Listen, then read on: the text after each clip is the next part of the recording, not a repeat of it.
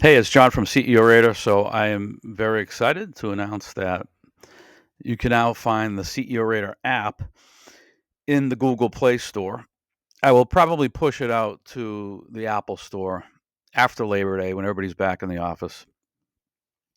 We've already written the package. This is just a question of submitting it and getting it approved and paying Apple's lovely annual fee, which I think is highway robbery. But I've never been a fan of Apple. So let's say, for example, you wanted to run a filter on potential activist targets, right? If you're an activist investor and you're trolling for companies, so you could pop on to CEORater. We, of course, track the NASDAQ 100, and we'll grow that universe over time. But for now, it consists of the NASDAQ 100 companies. And our filter logic that you see up here is matched to NASDAQ's industry and sector logic. I don't love it, but I wanted consistency, so that's how it is. So one of the things you may do is first look at our alpha score, which you see here in blue. That's on a scale of 0 to 100, 100 being the best.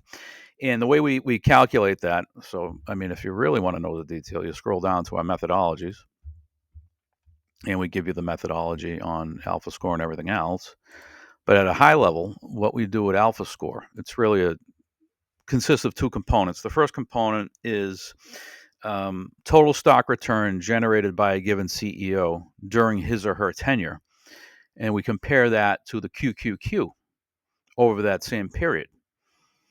So it's a cumulative alpha in that case. Then we look at average annual total stock return generated and compare that to the QQQ over the same period.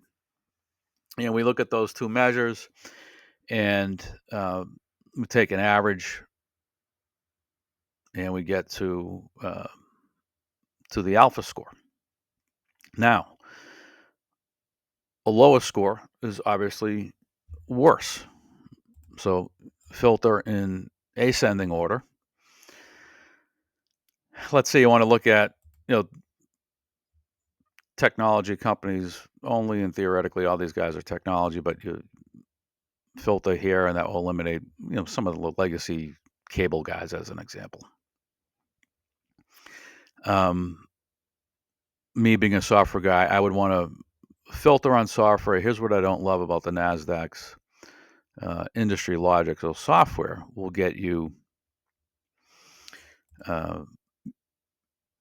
you look at the package software guys like Adobe, Autodesk, who of course have more than package software. And that's sort of it's a legacy term.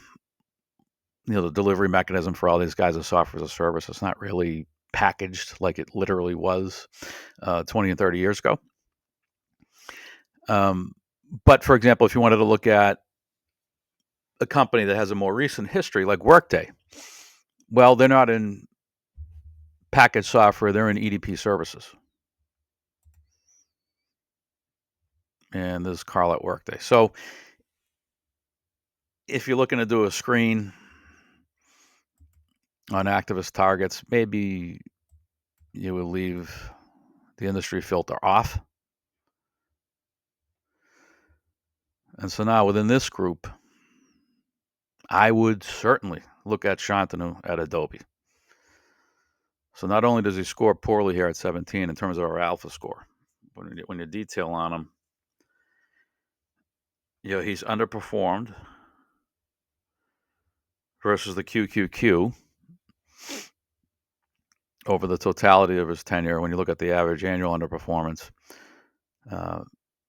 equally poor. His compensation is high.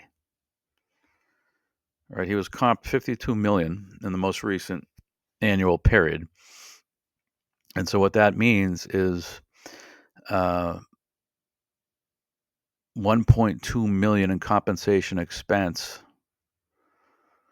for every percentage of total stock return generated.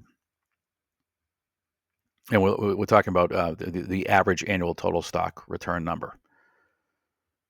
So if you take that figure and you divide by compensation, 1.2 million not cheap. We did, excuse me, we did an analysis on this metric maybe 3 weeks ago, and we looked at the universe and CEOs who are being compensated a million or more for every percentage point of total stock return generated. That was maybe 10% of the group, and then the next highest figure was around 700,000. I mean, that's $1 million or more is a big number for compensation in terms of percentage point of TSR generated. That's a big number. So you're paying a lot of money for Shantanu, and he's consistently underperforming. He's underperformed by a very wide margin during his tenure. So even though he's generated a positive net total stock return, he's underperformed the QQQ. And so if I'm an activist, I'm looking at him. If I'm a board member, and I get it, it's a friendly board, but you could probably do better than having Shantanu lead your company. So if you wanted to run a comparison within CEORater, the free version here, you're able to compare 3 CEOs simultaneously, and we'll highlight the highest value when it comes to alpha score, for example, in case these guys have a tie at an alpha score 25, Andrew and Ravi. We'll highlight the highest value for market cap, tenure, total stock return generated during tenure, average annual total stock return generated during tenure. We'll highlight the lower number when it gets to compensation. Here we have 2 people, Shantanu and Ravi at Cognizant, who have both paid over $1 million for every percentage point of total stock return generated. That's a lot of money to be paying for, in this case, people who are underperforming. Ravi's also in the bottom quartile, along with Andrew and Shantanu. So that would be my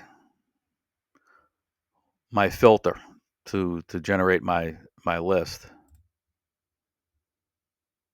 I know Ravi hasn't been there for a super long time, 2.6 years. I mean, these guys have had issues. Cognizant.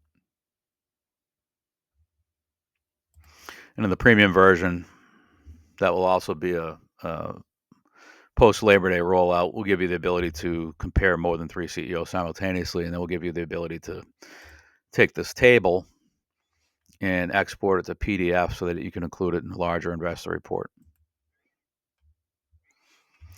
So that's all for now, and we'll see you next time.